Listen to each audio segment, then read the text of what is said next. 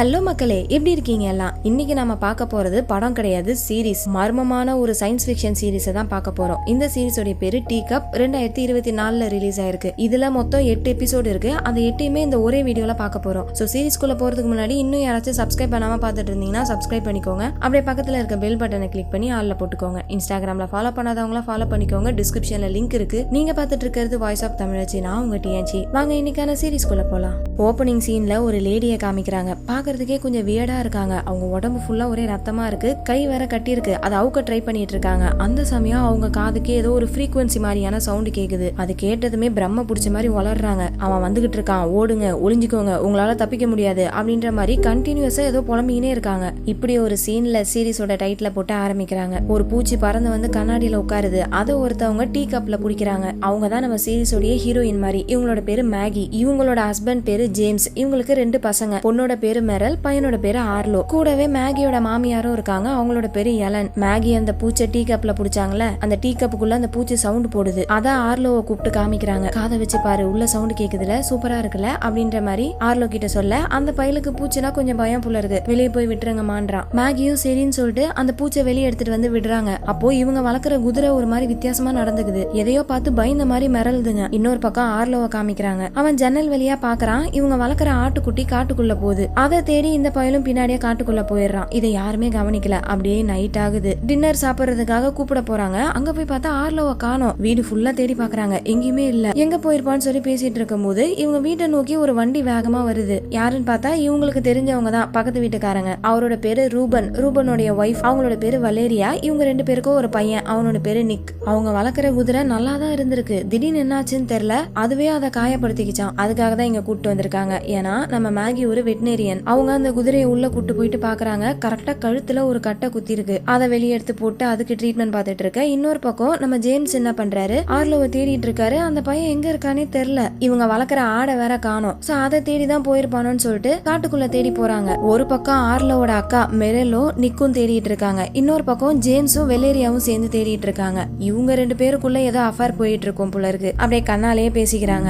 அந்த பக்கம் ஆர்லோவை காமிக்கிறாங்க. காட்டுக்குள்ள வேகமா வந்துட்டான். ஆனா எப்படி வெளியே போறதுன்னு தெரியல, வழி தெரியாம சுத்திக்கிட்டு இருக்கான். அப்போ அவனுக்கு பின்னாடி ஸ்டார்டிங் சீன்ல ஒரு வியர்டான லேடியை காமிச்சாங்கல்ல, அவங்க அப்படியே பேய் பிடிச்ச மாதிரி நிக்கிறாங்க. அப்ப புலம்புன மாதிரியே தான் இப்பயும் புலம்பிட்டு இருக்காங்க. அவன் வந்துகிட்டு இருக்கான், நம்ம எல்லாரையும் கொல்ல போறான், ஓடுங்க, ஒளிஞ்சுக்கோங்க, உங்களால தப்பிக்க முடியாது அப்படின்ற மாதிரி புலம்பிக்கிட்டே அப்படியே ஆர்லோ மேல பாயிறாங்க.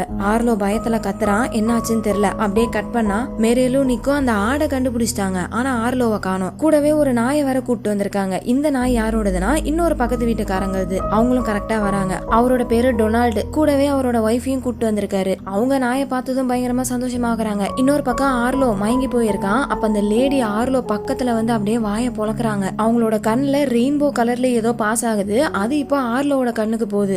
என்ன நடக்குதுன்னு தெரியல. இந்த பக்கம் ஜேம்ஸ் என்ன பண்றாரு, காட்டுக்குள்ள ஓனாய் கிட்ட ஆர்லோ மாட்டிக்க போறான்னு சொல்லிட்டு கையில ஒரு பேட் எடுத்துட்டு ஆர்லோவை காப்பாத்துறதுக்காக போக போறாரு. அதே சமயம் மேகியும் அந்த குதிரைக்கு ட்ரீட்மெண்ட் பார்த்துட்டு திரும்ப இந்த இடத்துக்கு வராங்க. என்னாச்சு, இன்னுமா பையனை கண்டுபிடிக்கல அப்படின்ற மாதிரி இவங்க கேட்டுட்டு இருக்கும் போதே பின்னாடி ஆர்லோ நடந்து வரான். ஆனா கொஞ்சம் வித்தியாசமா இருக்கான். கொஞ்ச நேரத்துக்கு முன்னாடி அந்த வியர்டான லேடி புலம்புனாங்களா, அதே மாதிரி இப்ப ஆர்லோ புலம்ப ஆரம்பிக்கிறான். என்னாச்சுன்னு தெரியலையே, ஒருவேளை காட்டுக்குள்ள எதையாச்சும் பார்த்து பயந்துருப்பானோ அப்படின்ற மாதிரி இவங்க பேசிட்டு இருக்கும் போது அந்த பக்கம் அந்த லேடியை காமிக்கிறாங்க. மயங்கி போய் இருக்கிறாங்க. அப்படியே பொறுமையா எந்திரிச்சா இவங்களை ஏதோ ஒரு மிருகம் பார்த்துட்டு இருக்கு. அது அப்படியே பாஞ்சி அவங்களை கொதறி எடுக்க ஆரம்பிக்குது. அவ்வளவுதான், அந்த இடத்துல அந்த லேடி இறந்து போயிடுறாங்க. இந்த மாதிரி புரியாத விஷயங்களா நடந்துகிட்டு இருக்க. இன்னும் கொஞ்சம் இந்த சீனை குழப்புற மாதிரி ஒருத்தவன் கார்ல வரான். அவன் மாஸ்க் போட்டிருக்கான். அந்த பையன் காரை விட்டு இறங்கி ஒரு ப்ளூ கலர் பெயிண்ட வச்சு அப்படியே கோடு போட்டுக்கிட்டு போறான். எதுக்கு இந்த மாதிரி பண்றான், இந்த பையன் யாருன்னு தெரியல. இந்த பக்கம் ஜேம்ஸோட வீட்டை காமிக்கிறாங்க. லைட் எல்லாம் பயங்கரமா பிளிக்கர் ஆகுது. என்ன ஆகுதுன்னே தெரியல. ஆர்ல வேற ஒரு மாதிரி நடந்துக்கிறானா. சோ அவனை ஹாஸ்பிட்டலுக்கு கூட்டு போகணும்னு சொல்லிட்டு ஆம்புலன்ஸுக்கு கால் பண்றாங்க. ஆனா சிக்னலே இல்ல. சரி நம்மளே கூட்டு போலாமேன்னு கார்ல போனா காரும் ஸ்டார்ட் ஆக மாட்டேங்குது. ஜேம்ஸோட கார் மட்டும் கிடையாது, ரூபனோட காரு, டொனால்டு காரு, யாருதுமே ஸ்டார்ட் ஆகல. இப்ப பிளிக்கர் ஆகிட்டு இருந்த லைட்டா அப்படியே ஆஃப் ஆகுது. அந்த ஏரியால இருக்க மொத்த கரண்ட்டும் போகுது. இதுக்கப்புறம் வெளியே இருக்க வேணாம்னு சொல்லிட்டு ஆர்லோவை தூக்கிட்டு வேகமா வீட்டுக்கு வராங்க. அப்பயே அந்த பையன் எதுவுமே சொல்ல மாட்டான். ஒருவேளை எல்லாரும் இருக்கிறதுனால எதுவும் சொல்ல மாட்டானோ அப்படின்னு நினைச்சுக்கிட்டு மேகி என்ன பண்றாங்க, ஆளுக்கு ஒரு வேலை கொடுத்து அனுப்பி விட்டு தனியா ஆர்லோ கிட்ட கேக்குறாங்க, என்னப்பா ஆச்சு, என்ன நடந்துச்சுன்னு கேட்டா அப்பயே அந்த பையன் எனக்கு ஞாபகம் இல்லைன்றான். கொஞ்ச நேரம் நல்லா தான் பேசிட்டு இருக்கான். அப்ப அவனோட காதுக்கு மட்டும் ஒரு ஃப்ரீக்வன்சி சவுண்ட் கேக்குது. அதை கேட்டதுமே திரும்ப புலம்ப ஆரம்பிச்சிட்டான். அவன் வந்துகிட்டு இருக்கான், நம்ம எல்லாரும் ஓடணும், நம்மள கொல்ல போறான், ஓடுங்க, ஒளிஞ்சுக்கோங்க, இங்க நம்ம இருக்க கூடாது, சீக்கிரமா போகணும் அப்படின்ற மாதிரி எல்லாம் புலம்பிட்டு ஓடுறான். மேகி அவன் ஓடிடாம புடிச்சுக்கிறாங்க. பையனை நினைச்சு ரொம்ப ஃபீல் பண்றாங்க. இன்னொரு பக்கம் ஜேம்ஸும் ரூபனும் என்ன பண்றாங்க, கார் தான் ஸ்டார்ட் ஆகல, அதனால இவங்க கிட்ட இருக்க குதிரையை யூஸ் பண்ணியே போகலாம்னு சொல்லிட்டு ரெடி பண்ணிட்டு இருக்காங்களா. அப்பதான் வெளியே அந்த மாஸ்க் போட்டவனை பாக்குறாங்க. ஒருவேளை இங்க நடக்கிறதுக்கெல்லாம் அவன் தான் காரணமா இருப்பானு சொல்லிட்டு அந்த பையன்கிட்ட ஓடுறாங்க. கரெக்டா இவங்க அந்த ப்ளூ கலர் லைன் கிட்ட வந்ததும் அந்த பையன் தடுக்கிறான். இதை தாண்டி வராதீங்கன்ற மாதிரி போர்டுல எழுதுறான். எதுவுமே பேச மாட்டான், எல்லாமே போர்டுல தான் எழுதி காமிக்கிறான். ஏன் வெளியே வரக்கூடாது, அங்க என் பையனுக்கு அடிபட்டு இருக்கு, அவன் ஹாஸ்பிட்டலுக்கு கூட்டு போகணும், இன்னையா நீ பேசுற அப்படின்னு சொல்லிட்டு ஜேம்ஸ் அந்த லைனை தாண்ட வராரா. அப்ப அவன் கிட்ட கன்னு இருக்கும் போல இருக்க, அதை வச்சு மிரட்டுறான். ஒழுங்கா பின்னாடி போ இல்லன்னா சுட்டுருவேன் அப்படின்னு சொல்லிட்டு ஒரு சர்க்கிளை வரைஞ்சு அதுக்குள்ள 2 எக்ஸ் மார்க்க போடுறான். இந்த 2 எக்ஸ் மார்க்கும் வேற எதுவும் இல்ல, ஜேம்ஸும் ரூபனும் தான். இவங்க உள்ள இருக்காங்க. இவங்களை சுத்தி அந்த சர்க்கிள் இருக்குல்ல, அந்த சர்க்கிள் வந்து இவன் போட்ட அந்த ப்ளூ கலர் லைன். இந்த ஏரியாவை சுத்தி இவன் அந்த மாதிரி லைன் போட்டிருக்கான் போல இருக்கு, எதுக்குன்னு தெரியல. இன்னொரு பக்கம் ஆர்லோ, அவன் காதுல திரும்ப அந்த ஃப்ரீக்வன்சி சவுண்ட் கேக்குது. அது கேட்டதுமே அங்க இருக்க கத்திரிக்கோலை வச்சு மேகியவே குத்த பாக்குறான். அவனோட கண்ட்ரோல்லே அவன் இல்ல, மேகி தான் அவனை சமாதானப்படுத்துறாங்க. அம்மா நான் இப்படி பண்ணலாமா, அவன் தான் என்ன இப்படி பண்ண வைக்கிறான், இங்க என்னமா நடக்குது அப்படின்னு மேகி கிட்ட கேக்குறான். எனக்கு தெரிஞ்சா நான் சொல்ல மாட்டேன் அப்பான்ற மாதிரி அவங்க பாக்குறாங்க. இன்னொரு பக்கம் டொனால்டு, அவர் என்ன நினைக்கிறாருன்னா, இந்த காட்டுக்குள்ள எவனோ ஒளிஞ்சுக்கிட்டு இருக்கான், அவன் தான் இந்த மாதிரிலாம் வேலை பண்ணிட்டு இருக்கான்னு சொல்லிட்டு அவர்கிட்ட இருக்க கன்னை எடுத்துக்கிட்டு அந்த பையில தேடி போறாரு. அப்படியே காட்டுக்குள்ள கன்னை வச்சுட்டு போயிட்டே இருக்கும் போது டக்குன்னு கால் தடுக்கி கீழே விழுறாரு. என்னன்னு பார்த்தா அந்த வியர்டான லேடி இறந்து போய் கிடக்குறாங்க. அதை பாத்துக்கிட்டே இந்த பக்கம் திரும்பினா இவரை ஒரு நாய் பாத்துட்டு இருக்கு. இந்த நாய் தான் அந்த வியர்டான லேடியை சாவடிச்சிருக்கும். அது இப்ப வெறி பிடிச்ச மாதிரி டொனால்ட துரத்த ஆரம்பிக்குது. இந்த பக்கம் ஜேம்ஸ் அந்த மாஸ்க் போட்டவங்க கிட்ட கேக்குறாரு, இதை ஏன்டா எங்க கிட்ட காமிக்கிற, இது வெறும் லைன் தானே, இந்த மார்க்க தான்னா என்ன ஆக போகுது அப்படின்ற மாதிரி கேட்டுட்டு இருக்க. கரெக்டா அப்பதான் டொனால்டு காட்டுக்குள்ள இருந்து ஓடி வராரு. இவங்க கிட்டதான் ஓடி வராரு. அந்த நாய் விடுறதா இல்ல, அப்படியே துரத்திக்கிட்டே வந்து இவரை போட்டு கடிக்க ஆரம்பிக்குது. அப்போ அந்த நாயை புடிச்சு இவர் தள்ளி விடுறாரா, அது அந்த கோட்டுக்கு இந்த பக்கம் வந்து விழுது. அந்த லைனை தாண்டி வெளியே வந்ததும் அந்த நாயோட உடம்பு ஏதோ ஆசிட் பட்ட மாதிரி உருகுது. அப்படியே எலும்புலாம் வெளியே வந்து ரொம்ப கொடூரமா சாகுது. இதுக்குதான் வெளியே வரக்கூடாதுன்னு கூட இருக்க யாரையும் நம்பாதீங்க அப்படின்ற மாதிரி சொல்லிட்டு அந்த பையன் வாட்டுக்கு போயிடுறான். இங்க என்ன நடக்குதுன்னு எதுவுமே சொல்லல. இன்னொரு பக்கம் டொனால்டோட வைஃபை காமிக்கிறாங்க. புருஷன் காட்டுக்குள்ள போய் ரொம்ப நேரம் ஆச்சு, என்ன ஆச்சுன்னு தெரியலன்னு சொல்லிட்டு 911க்கு கால் பண்ணலான்னு இவங்களோட வீட்டுக்கு போறாங்க. கூடவே அவங்களோட நாயையும் கூட்டு போறாங்க. இவங்களோட வீடு அந்த லைனை கிராஸ் பண்ணி தான் போகணும் போல இருக்கு. அது தெரியாம இவங்க வாட்டுக்கு போயிட்டே இருக்காங்களா. இத தூரத்துல இருந்து டொனால்டு பாக்குறாரு. அடிப்பாவி இப்ப ஏண்டி வெளியே வந்தேன்னு சொல்லிட்டு அவரு தடுக்கிறதுக்காக வேகமா ஓடி வராரு. எப்படியோ அவங்க அந்த லைனை கிராஸ் பண்றதுக்குள்ள வந்து தடுத்துறாரு. ஆனா அவங்க காதுலயே வாங்கல. என்னங்க இப்படி எல்லாம் பேசிட்டு இருக்கீங்க, இங்க ஏதேதோ நடந்துகிட்டு இருக்கு, ஃபர்ஸ்ட் நம்ம போலீஸ் கிட்ட சொல்லணும் அப்படின்னு சொல்லிட்டு அவங்க வாட்டுக்கு வெளியே போயிடுறாங்க. அவங்கள பிடிக்கிறதுக்காக டொனால்டு கையை வெளியே நீட்டுறாரா, அதுல இவரோட கை அப்படியே உருகி போயிடுது. இப்ப வெளியே போன பொண்டாட்டியோட நிலைமைய காமிக்கிறாங்க பாருங்க.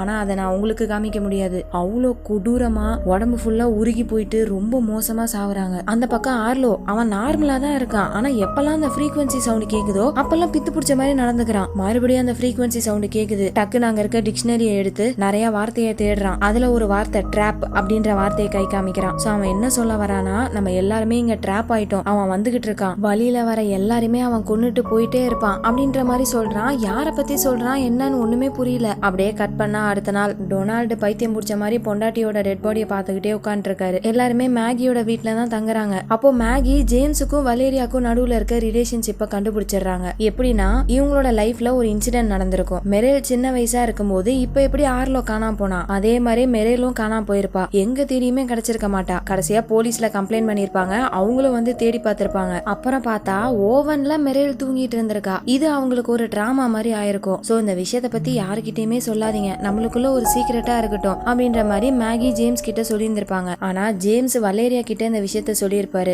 ஆர்லோவை தேடி இவங்க 2 பேரும் காட்டுக்குள்ள போயிருப்பாங்கல்ல, அப்ப இதே மாதிரிதான் என்னோட பொண்ணு காணாம போயிட்டான்னு சொல்லிட்டு அந்த கதையை அவர் சொல்லியிருப்பாரு போல இருக்கு. அத வலேரியா பேச்சு வாக்குல மேகி கிட்ட கேட்டிருப்பாங்க. அப்பவே புடிச்சிட்டாங்க இவங்க 2 பேருக்குள்ள ஏதோ அஃபேர் போயிட்டு இருக்குன்னு சொல்லிட்டு. அதை பத்தி தான் இப்ப ஜேம்ஸ் கிட்ட கேட்டுட்டு இருக்காங்க. ஹே இங்க பாரு, எங்களுக்குள்ள இருந்துச்சுதான், ஆனா நாங்க பண்ணது தப்புன்னு எங்களுக்கு தெரிஞ்சு நாங்க அதை நிறுத்திட்டோம் அப்படின்ற மாதிரி இவர் சொல்லிட்டு இருக்க. இத ரூபன் ஒரு ஓரமா நின்னு கேட்டுறாரு. அந்த விஷயம் தெரிய வந்ததும் வலேரியா கிட்ட மூஞ்சி கொடுத்து கூட பேசல. மேகியும் அது ஒரு பெரிய பிரச்சனை ஆக்கல. ஏன்னா இங்க ஏற்கனவே நிறைய விஷயங்கள் புரியாம போயிட்டு இருக்கு. அதுக்கு நடுவுல இந்த விஷயத்த பேசுறதுக்கு இப்ப உங்களுக்கு விருப்பம் இல்ல. சோ வெளியே போயிட்டு அங்க உட்காந்து இருக்க டொனால்ட கூட்டு போயிட்டு கையில மருந்து போட்டு கட்டு போட்டு விட்டுட்டு இருக்காங்க. அப்பதான் டொனால்டு என்ன பண்றாரு, காட்டுக்குள்ள அந்த வியர்டான லேடியோட டெட் பாடியை பாத்திருப்பார்ல, அந்த விஷயத்த பத்தி சொல்றாரு. உடனே மேகியும் அவங்க யாருன்னு பாக்குறதுக்காக காட்டுக்குள்ள போறாங்க. இன்னொரு பக்கம் ஜேம்ஸும் ரூபனும் இந்த லைன் எது வரைக்கும் சுத்தி போகுதுன்னு பாக்குறதுக்காக குதிரையை எடுத்துக்கிட்டு போறாங்க. அப்ப அந்த லைனை தாண்டி ஒரு பாம்பு போயிருக்கும் புள்ள இருக்கு. அதோடைய பாதி பாடிய காணோம், வெறும் எலும்புதான் இருக்கு. இன்னொரு பக்கம் ஆர்லோவை மெரேலும் நிக்கும் தான் பாத்துக்கிறாங்க. அப்போ நிக்கு ஆர்லோ கிட்ட ஒரு கேள்வி கேக்குறான், உன்னோட பேர் என்ன அப்படின்னு கேட்டா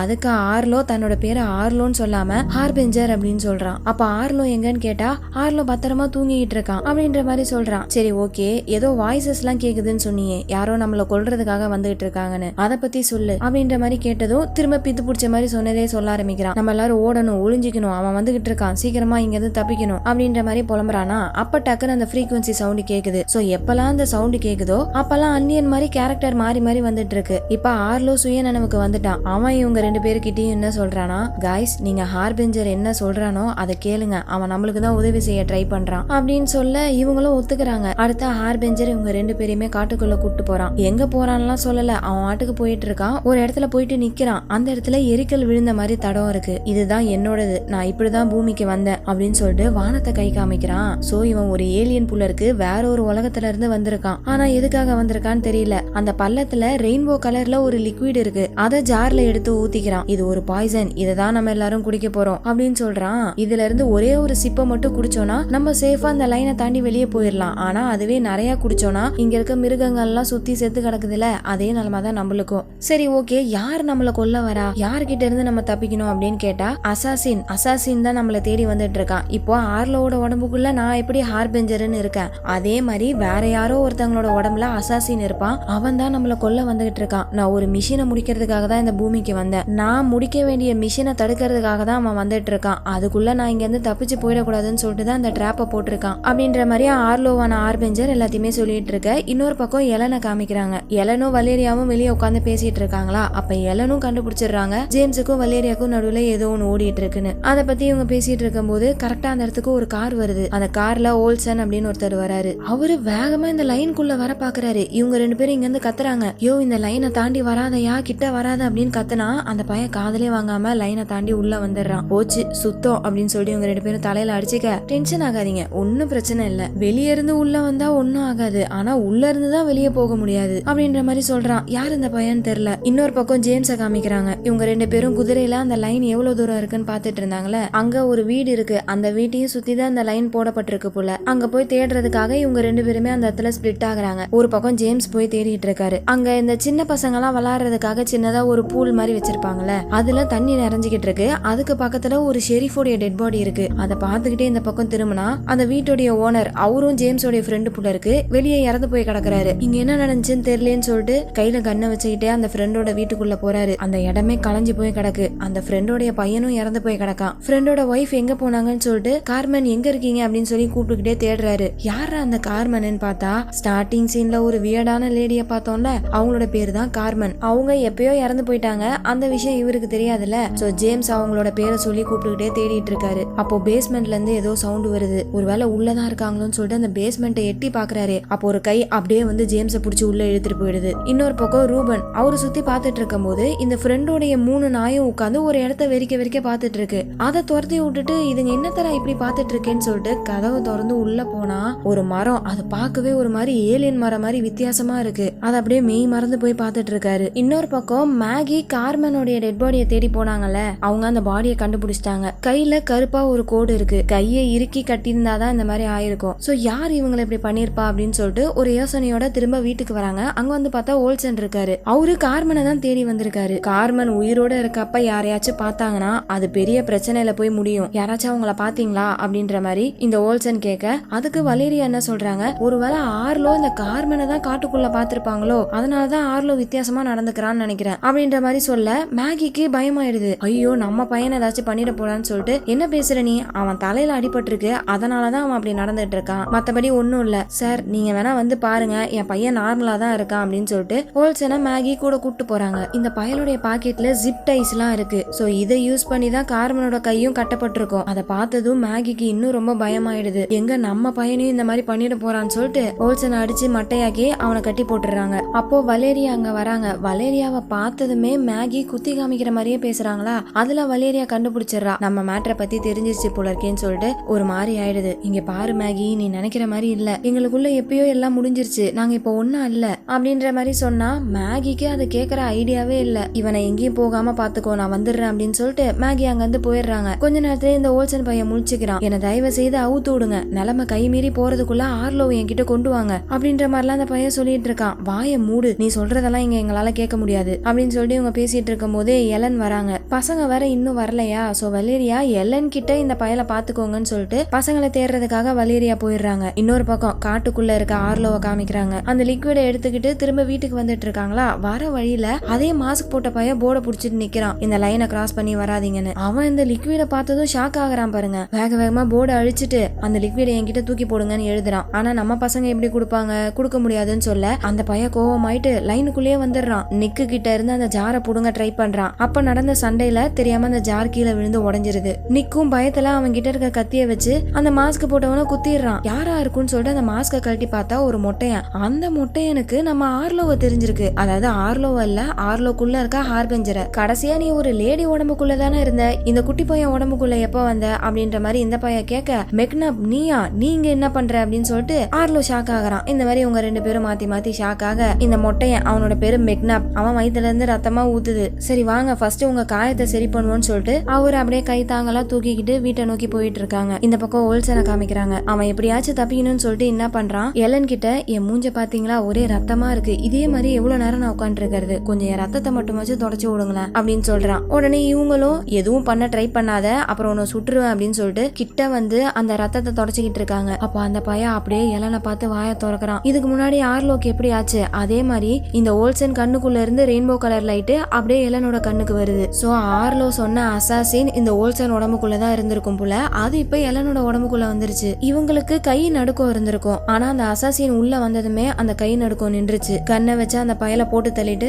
இவங்க போய் செவுத்துல முட்டிக்கிறாங்க. ஏன்னா அப்பதானே ஒரு பொய் சொல்ல முடியும், அந்த பைய தப்பிச்சு போனா அதனாலதான் நான் சுட்டேன் அப்படின்னு சொல்லி. அதுக்காக தான் அவங்களே அவங்கள காயப்படுத்திக்கிறாங்க. இன்னொரு பக்கம் ரூபனை காமிக்கிறாங்க. அவர் இன்னும் ஆச்சரியமா அந்த மரத்தை பார்த்துட்டே இருக்காரு. அவரே மறந்து அந்த மரத்தை தொட போறாரா, அப்ப அவரோட கையில ஒரு ஸ்பைடர் உட்காருது. அது அந்த மரத்துக்கிட்ட போனதுமே அப்படியே கை காலெல்லாம் பிஞ்சு போய் செத்து போயிடுது. சோ அந்த மரத்தை தொட்டா இவருக்கும் அதே நிலைமைதான் சொல்லிட்டு அப்படியே பின்னாடி வந்துடுறாரு. அந்த சைடு ஜேம்ஸ், அவரை யாரோ ஒருத்தங்க பேஸ்மெண்ட் குள்ள புடிச்சு இழுத்தாங்கல்ல, உள்ள மாஸ்க் போட்ட ஒருத்தவன் இருக்கான், அவன் தான் ஜேம்ஸ புடிச்சு இழுத்திருப்பான். இவனோட பேரு டிராவிஸ். இவனுக்கு மெக்னாவை பத்தி நல்லாவே தெரிஞ்சிருக்கு. அவன் ஜேம்ஸ கட்டி போட்டுட்டு இந்த இடத்துக்கு அவன் எப்படி வந்தான்ற விஷயத்த சொல்ல ஆரம்பிக்கிறான். இங்க வந்து மாட்டுறதுக்கு முன்னாடி அவன் ஒரு பார்ல வேலை பார்த்துட்டு இருந்திருப்பான். ஒரு நாள் இந்த மெக்னாப் அங்க வந்திருப்பாரு. அங்க இருக்க எல்லார்கிட்டயுமே டிராப்ப பத்தி சொல்லியிருப்பாரு. நம்ம யாருக்குமே அந்த டிராப் குள்ளதான் இருக்கோன்றதே தெரியாது. இந்த டிராப்ஸ் எல்லாம் உருவாக்குறது விசிட்டர்ஸ். நம்ம டிராப் குள்ளதான் இருக்கோன்றதே நம்மளுக்கு லேட்டா தான் தெரியும். விசிட்டர்ஸ் எல்லாம் நினைச்சுக்கிட்டு இருக்குங்க நம்மளுக்கு அந்த டிராப்ப பத்தி தெரியாதுன்னு, ஆனா எனக்கு நல்லாவே தெரியும் அப்படின்ற மாதிரி சொல்றாரா.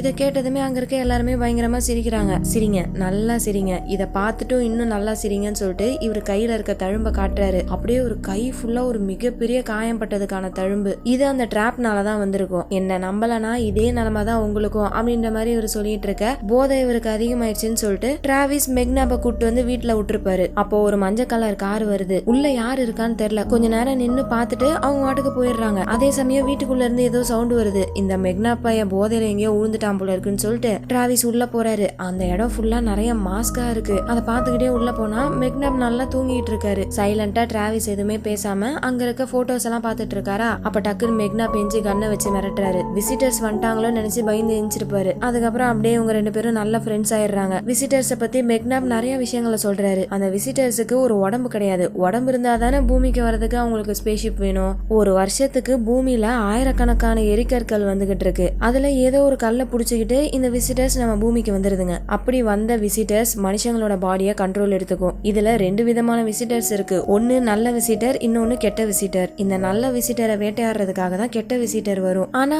அதுங்க எதுக்கு பூமிக்கு வருதுன்றதுதான் ஒரு $1 மில்லியன் கொஸ்டின். சரி இவ்வளோ விஷயம் தெரிஞ்சு வச்சிருக்கீங்களே, இதெல்லாம் உங்களுக்கு எப்படி தெரியும் அப்படின்ற மாதிரி டிராவிஸ் கேக்குறான். ஆனா மெக்னாப் அதுக்கு பதில் சொல்லவே இல்ல. கொஞ்ச நேரத்திலே ஓல்சன் வராரு. என்ன காய்ஸ் ரெடியா போலாமா அப்படின்னு சொல்லிட்டு டிராவிஸ கூட்டு போயிட்டு சுடுறதுக்காக பிராக்டிஸ் கொடுத்துட்டு இருக்காங்க. ஏன்னா விசிட்டர்ஸ் எந்த பாடியில வேணா இருக்கலாம், மெக்னாபோட பாடிக்கு கூட வரலாம். அதனால இவங்களோட போட்டோஸை வச்சே டார்கெட் பிராக்டிஸ் கொடுத்துட்டு இருக்காங்க. இந்த விசிட்டர்ஸ கொல்ல முடியாது. ஆனா விசிட்டர்ஸ் ஒரு மனுஷனோட உடம்ப ஹோஸ்டா எடுத்துக்குதுல, அந்த உடம்ப மட்டும் தான் சுட முடியும். அடுத்து ஒரு போட்டோவை காமிக்கிறாங்க. அந்த போட்டோல இருக்கவங்களோட பேரு மேரி. பாக்குறதுக்கு நார்மலா தானே இருக்காங்க. ஆனா இவங்களோட உடம்புக்குள்ள ஒரு விசிட்டர் இருக்கு. அதுவும் கெட்ட விசிட்டர். 2 வருஷமா அந்த மேரிய ஃபாலோ பண்ணி தான் இந்த விஷயத்த கண்டுபிடிச்சிருக்காங்க. இந்த கெட்ட விசிட்டரான அசாசின் வந்த கொஞ்ச நாள் கழிச்சு நல்ல விசிட்டர் பூமிக்கு வந்திருக்கு. அதை வேட்டையாடுறதுக்காக தான் இந்த அசாசின் ரீசெண்டா நிறைய கன்னு, செடேட்டிவ் இதெல்லாம் வாங்கியிருந்திருக்கு புள்ள. சோ கண்டிப்பா இந்த அசாசின் நல்ல விசிட்டரை அட்டாக் பண்ணும் அப்படின்ற மாதிரி இவங்க நிறைய கதைகளை சொல்றாங்க. இதெல்லாம் கேக்குற டிராவிஸுக்கு நம்புற மாதிரி தான் இருக்கு. ஆனா அவரால் ஏத்துக்க முடியல. திரும்பவும் கேக்குறாரு, இந்த விஷயம்லாம் எப்படி உங்களுக்கு தெரியும் அப்படின்னு கேட்டா அதுக்கு மெக்னாப் என்ன சொல்றாரு, அவரோட பொண்ணு போட்டோவை காமிக்கிறாரு. ஒரு நாள் காட்டுக்குள்ள அந்த பொண்ணு சும்மா தான் நடந்து போயிருந்திருக்கா. ஆனா திரும்பி வரும்போது ரொம்பவே வித்தியாசமா நடந்துகிட்டா. அப்பதான் தெரிய வந்திருக்கு அவளோட உடம்புக்குள்ள நல்ல விசிட்டர் வந்திருக்கு. எப்பயுமே நல்ல விசிட்டரை கெட்ட விசிட்டர் வந்து அட்டாக் பண்ணும்ல, அப்படி வரதுக்கு முன்னாடி நல்ல விசிட்டர் இருக்கிற இடத்த சுத்தி டிராப்ப போட்டிருக்கும். அதே மாதிரிதான் டிராப்ப போட்டுட்டு ஒண்ணுமே தெரியாத மாதிரி அந்த அசாசின் வந்து இவங்களோட வீட்டு கதவை தட்டி இருக்கு. அப்போ மெக்னாப்புக்கு டவுட் வந்திருக்கு. அது தெரிஞ்சதுமே இந்த அசாசின் கண்ணை வச்சு மிரட்டி இருக்கு. அது கூடவே அந்த லிக்விட் எடுத்துட்டு வந்திருக்கும். அசாசின் அந்த லிக்விட குடிச்சிட்டு மெக்னாப்போட பொண்ணையும் குடிக்க வச்சிருக்கும். அதுக்கப்புறம் மெக்னாப்போட பொண்ணை தரன்னு புடிச்சு வெளியே இழுத்துட்டு போயிருக்கும். இவங்க 2 பேரும் அந்த லிக்விட குடிச்சிட்டாங்க. சோ எந்த ஒரு பிரச்சனையும் இல்லாம டிராப்பை தாண்டி வெளியே போயிடுவாங்க. பட் இந்த விஷயம் மெக்னாப்புக்கு தெரியாதுல்ல. அது தெரியாம பொண்ணை காப்பாத்துறதுக்காக வராரா, அப்போ இவரோட கை அந்த டிராப்புக்கு வெளியே பட்டிருக்கும். அதுல ஏற்பட்ட காயம் தான் கையில ஒரு பெரிய தழும்பா இருக்கு. சோ மொத்தம் 2 விசிட்டர் இருக்குங்க. ஒன்னு நல்ல விசிட்டர், இன்னொன்னு கெட்ட விசிட்டர். அதுல கெட்ட விசிட்டரோட பேரு தான் அசாசின். அந்த அசாசின் மெக்னாப்போட பொண்ணை இழுத்துட்டு போயிடுச்சா, அதுக்கப்புறமேட்டு அவரோட பொண்ணை ஒரு பொணமா தான் பாத்திருப்பாரு. அப்போ அந்த பொண்ணோட உடம்புக்குள்ள இருந்த நல்ல விசிட்டர் இப்ப வேற யாரோ ஒருத்தவங்களோட உடம்புக்குள்ள போயிருந்திருக்கும். அதுக்கப்புறம் அவருக்கு அந்த லிக்விட் மட்டும் கொஞ்சமா கிடைச்சிருக்கும். அதை ஒரு குட்டி டாலர் மாதிரி செஞ்சு டிராவிஸ் கிட்ட கொடுக்குறாரு. அதை டிராவிஸ் வாங்கி கழுத்துல போட்டுக்கிறான். இப்போ டிராவிஸ் எல்லா விஷயத்தையுமே நம்ப ஆரம்பிச்சிட்டான். அடுத்த நாள் போயிட்டு அந்த மேரிக்காக வெயிட் பண்ணிட்டு இருக்காங்க. ஏன்னா இப்ப அந்த அசாசின் மேரியோட உடம்புக்குள்ளதான் இருக்கு. மேரியும் ஒரு கார்ல வராங்க. அவங்க காருக்குள்ள இருந்து ஒரு நாயை காட்டுக்குள்ள இறக்கி விட்டு போறாங்க. இந்த நாய் தான் ஸ்டார்டிங்ல டொனால்டு அட்டாக் பண்ணிருக்கும் அண்ட் கார்மேனையும் கடிச்சு சாவடிச்சிருக்கும். அந்த நாயை இறக்கி விட்டுட்டு அவங்க ஒரு வீட்டுக்கு போறாங்க. அது வேற யாரோட வீடும் இல்ல, கார்மனோட வீடு. ஏன்னா அவங்களோட உடம்புக்குள்ளதான் இப்ப நல்ல விசிட்டர் இருக்கு. அந்த நல்ல விசிட்டரை சாவடிக்கிறதுக்காக தான் இந்த அசாசின் வந்திருக்கு. இந்த விஷயத்தை தடுக்கிறதுக்காக தான் மெக்னாப் வந்திருக்காரு. என்னதான் டிராவிஸ் இந்த விஷயங்கள் எல்லாத்தையுமே நம்பினாலும் அவனுக்கு ரொம்ப பயமா இருக்கு. இங்க பாரு, யோசிக்கிறதுக்கெல்லாம் டைம் இல்ல, சீக்கிரமா மாஸ்க போட்டு வா அப்படின்னு சொல்லிட்டு 3 பேரும் வெளியே வராங்க. சீக்கிரமா போய் தண்ணிய நிரப்புன்னு டிராவிஸ் கிட்ட சொல்லி அனுப்பி விட்டுட்டு இவங்க 2 பேரும் அந்த வீட்டு கதவை உடைச்சிட்டு உள்ள போறாங்க. உள்ள பயங்கரமான சண்டை நடக்குது. மாத்தி மாத்தி கத்துற சவுண்ட் கேக்குது. இந்த பக்கம் டிராவிஸ் ரொம்ப பயத்தோட தண்ணிய நிரப்பிட்டு இருக்கான். அப்போ அந்த மேரி வீட்டுக்குள்ள இருந்து வெளியே வராங்க. கார்மனோட புருஷனை சுட்டு கொன்னுட்டு ஒரு இடத்துக்குள்ள போயிட்டு அவங்க கிட்ட இருக்க லிக்விட ஊத்துறாங்க. கொஞ்ச நேரத்துல மெக்னாப் கார்மனை இழுத்துக்கிட்டு வெளியே வராரு. அப்போதான் கார்மன் அவங்க கிட்ட இருந்து தப்பிச்சு போயிருப்பாங்க. சோ இப்படி தப்பிச்சு போன கார்மனை தான் நம்ம ஸ்டார்டிங் சீன்ல பாத்திருப்போம். மேரி லிக்விட் ஊத்துன இடத்துல ஒரு பெரிய மரம் வளருது. அண்ட் இந்த மரம் தான் இந்த இடத்த சுத்தி இருக்க டிராப்புக்கு காரணம். அந்த மரத்தை பாக்குற மெக்னாப் என்ன பண்றாரு, என்ன மன்னிச்சிடுடா, டைம் ஆயிடுச்சு, இதுக்கப்புறம் என்னால இங்க இருக்க முடியாதுன்னு சொல்லிட்டு அவர் வாட்டுக்கு கார் எடுத்துட்டு போயிடுறாரு. டிராவிஸுக்கு என்ன பண்றதுன்னு தெரியாம போலீஸுக்கு கால் பண்றான். ஆனா டிராப் தான் அங்க உருவாயிருச்சுல, உள்ள எந்த ஒரு சிக்னலும் கிடைக்காது. சோ போலீஸுக்கு கால் போல. அந்த சமயம் மேரி, அதாவது அந்த அசாசின் டிராவிஸ் கிட்ட வந்து அப்படியே வாய திறக்குது. மேரிக்குள்ள இருந்த அசாசின் இப்போ டிராவிஸ் உடம்புக்குள்ள போயிடுச்சு. அடுத்த நிமிஷமே மேரிக்கு சுயநனவு வந்துருச்சு. அவங்க டக்குன்னு கன் எடுத்து டிராவிஸ சுட்டுறாங்க. அந்த கடுப்புல டிராவிஸ் அவங்கள அடிச்சு கொன்னுறான். கொஞ்ச நேரம் கழிச்சு ஓல்சன் வெளியே ஓடி வராரு. இப்போ அந்த அசாசின் டிராவிஸோட உடம்புக்குள்ள இருக்கு. ஆனா ஓல்சனுக்கு இந்த விஷயம் தெரியாதுல்ல. அது தெரியாம கிட்ட வந்து டே என்னடா ஆச்சு, எப்படி உனக்கு அடிபட்டுச்சு அப்படின்ற மாதிரி கேட்டுட்டு இருக்க. இந்த விசிட்டர்ஸுக்குனா கிட்ட வந்தா மட்டும்தான் பாடியை விட்டு பாடி தாண்ட முடியும் போல. சோ ஓல்சன் கிட்ட வந்ததுமே டிராவிஸ் அப்படியே அவரை பார்த்து வாய பொளக்குறான். உடனே டிராவிஸ் உடம்புக்குள்ள இருந்த அசாசின் இப்போ ஓல்சனோட உடம்புக்குள்ள போயிடுச்சு. அப்புறம் ஓல்சன் அவரு கிட்ட இருக்க லிக்விட குடிச்சிட்டு அந்த டிராப்பை தாண்டி வெளியே போயிடுறாரு. இந்த விஷயங்கள் எல்லாத்தையுமே டிராவிஸ் நம்ம ஜேம்ஸ் கிட்ட சொல்லி முடிக்கிறான். அவனால சுத்தமா முடியல, புல்லட் இன்னும் உடம்புக்குள்ளதான் இருக்கு. சோ இதுக்கப்புறம் என்னால இந்த வலியை தாங்க முடியாதுன்னு சொல்லிட்டு அந்த பையன் என்ன பண்றான், அவன் கிட்ட இருக்க கத்திய ஜேம்ஸ் கிட்ட தூக்கி போட்டு அவனையே அவன் கண்ணை வச்சு சுட்டு செத்துடுறான். ஜேம்ஸ் அந்த கத்திய வச்சு கையில இருக்க ஜிப் டைய அறுத்துட்டு வெளியே வராரு. அப்போ ரூபன் கத்துற சவுண்ட் கேக்குது. போயிட்டு கதவு திறந்து பார்த்தா ரூபனை வெளியே விடாத மாதிரி அந்த மரம் தடுத்துக்கிட்டு இருக்கு. கொஞ்சம் கொஞ்சமா வளர்ந்து கிட்ட வந்துட்டு இருக்கு புள்ள. ஒருவேளை அந்த மரம் மட்டும் ரூபனை தொட்டுருச்சுன்னா, கொஞ்ச நேரத்துக்கு முன்னாடி ஒரு ஸ்பைடர் செத்துச்சுல, அதே நிலைமை தான் ரூபனுக்கும். என்ன சீக்கிரமா காப்பாத்து அப்படின்ற மாதிரி ரூபன் கத்த, ஜேம்ஸ் என்ன பண்றாரு, வெளியே இருக்க கோடாரியை எடுத்து அந்த இடத்த உடைச்சு ரூபனை வெளியே கொண்டு வந்துடுறாரு. ஆனா வெளியே வந்த ரூபனுக்கு சம கோவம். இவரோட பொண்டாட்டி கூட தானே ஜேம்ஸ் இல்லீகல் அஃபேர்ல இருந்திருப்பாரு. அந்த ஒரு காண்டுல ஜேம்ஸை போட்டு அடிக்க ஆரம்பிக்கிறாரு. இங்க பாரு, இப்ப இதுக்கு டைம் இல்ல, நம்ம சீக்கிரமா வீட்டுக்கு போகணும், அங்க இருக்க எல்லாரும் ஆபத்துல இருக்காங்க அப்படின்னு சொல்லிட்டு இவங்க 2 பேரும் வீட்டை நோக்கி போயிட்டு இருக்க வழியில பசங்க எல்லாருமே மெக்னாப்ப கூப்பிட்டு வந்துட்டு இருக்காங்க. அவங்க கூட சேர்ந்து எல்லாருமே இப்ப வீட்டை நோக்கி வந்துட்டு இருக்காங்க. இந்த பக்கம் எலனோட உடம்புக்குள்ளதான் இப்ப அந்த அசாசின் இருக்கு. அப்படியே ஒரு ஆக்டிங்க போடுது பாருங்க மேகி கிட்ட. தெரியாம பயத்துலதான் ஓல்சனை கொன்னுட்டேன் அப்படின்ற மாதிரி ஆக்டிங் போட்டுட்டு இருக்க அதை மேகியும் நம்பிடுறாங்க. நெத்தியில அடிபட்டு இருக்குல்ல, அதுக்கு அவங்க கிட்ட வந்து மருந்து போட்டுட்டு இருக்காங்க. அப்ப அப்படியே மேகியை பார்த்து இந்த அசாசின் வாயை திறக்குது, மேகியோட உடம்புக்குள்ள போயிடலான்னு. ஆனா அந்த சமயம் கரெக்டா வெலேரியா வந்து பசங்க எல்லாரும் வந்துட்டாங்க, சீக்கிரம் வா அப்படின்னு சொல்லிட்டு மேகியை கூப்பிட அவங்க அங்கிருந்து போயிடுறாங்க. ஜஸ்ட் மிஸ், இந்நேரம் அசாசின் மேகியோட உடம்புக்குள்ள போயிருக்கும். அவங்க எல்லாருக்கிட்டையுமே நிக்க அந்த லிக்விட பத்தி சொல்றான். அந்த லிக்விட மட்டும் குடிச்சோம்னா நம்ம எல்லாருமே வெளியே போயிடலாம் அப்படின்ற மாதிரி சொல்ல, உடனே ரூபன் என்ன பண்றாரு, என்ன அந்த லிக்விட் கிட்ட கூட்டு போ அப்படின்னு சொல்லிட்டு ரூபன், வெலேரியா அப்புறம் நிக் இவங்க 3 பேருமே அந்த இடத்துக்கு போறாங்க. இன்னொரு பக்கம் ஜேம்ஸும் டொனால்டும் ஓல்சனோட பாடியை போய் பாக்குறாங்க. அதை பார்த்ததுமே நல்லா தெரியுது அந்த பையன் உட்கார்ந்து இருக்கும் போதுதான் சுடப்பட்டிருக்கான். சோ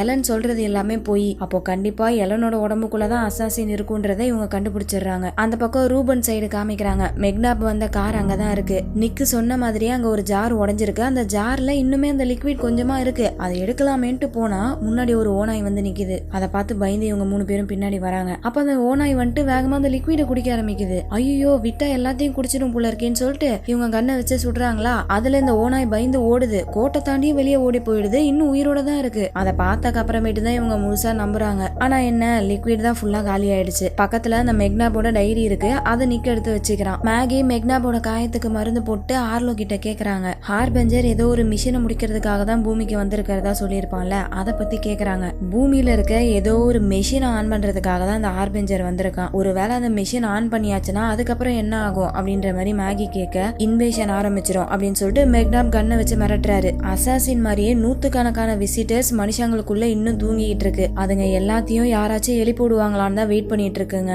சோ இந்த இன்வேஷன்ல நம்ம உயிரோட இருக்கணும்னா ஆர்லோ ரொம்ப முக்கியம், அவனை என்கிட்ட கொடுத்துரு அப்படின்ற மாதிரி மேகி கிட்ட கேட்க, மேகி எப்படி விடுவாங்க, என்னோட பையனை விட மாட்டேன் அப்படின்னு சொல்லிட்டு தடுத்துட்டு இருக்க. இங்க நடக்கிற சீனை வெளிய இருந்து டொனால்டு பாக்குறாரு. மெக்னாப தடுக்கிறதுக்காக உள்ள வந்து அட்டாக் பண்றாரா. அப்போ மெக்னாப் டொனால்ட சுட்டுட்டு அங்கிருந்து ஓடிடுறாரு. நல்லவேளை டொனால்டு உள்ள வரும்போதே புல்லட் ப்ரூஃப் போட்டு வந்திருப்பாரு. சோ அவருக்கு ஒன்னும் ஆகல. அடுத்து எலனும் காணாம போயிட்டாங்க. எங்க போனாங்கன்னு தெரியல. அப்புறம் ரொம்ப நேரம் கழிச்சு அவங்கள தேடி கூப்பிட்டு வராங்க. பட் அவங்க ரொம்ப நார்மலா பேசுறாங்க. உள்ள அசாசின் இருக்கிற மாதிரியே தெரியல. அண்ட் அவங்களோட கையும் பழையபடி நடுங்க ஆரம்பிச்சிருது. உள்ள அசாசின் இருக்கா இல்லையான்றது அவங்களுக்கே தெரியல. இந்த பக்கம் நிக்கு அவன் எடுத்துட்டு வந்த டைரியை படிச்சிட்டு இருக்கான். அதை படிக்கும் போது அவனுக்கு என்ன தெரிய வருதுன்னா, இந்த டிராப் விட்டு வெளியே போறது எப்படின்றது தெரியல. ஆனா அசாசின் யாரோட உடம்புக்குள்ள இருக்குன்றத கண்டுபிடிச்சிட்டாங்கன்னா அந்த அசாசினை வெளியே கொண்டு வரதுக்கான வழி இந்த டைரியில இருக்கு. அப்படி என்ன வழி அப்படின்னு கேட்க, யாரோட உடம்புக்குள்ள அசாசின் இருக்கோ அவங்கள தண்ணிக்குள்ள போட்டு முக்கணும். அந்த மாதிரி பண்ணா அவங்களோட உடம்புல இருந்து அசாசின் போயிடும். ஆனா என்ன, தண்ணியில முக்கினதுனால அவங்களுமே சேர்ந்து இறந்துருவாங்க.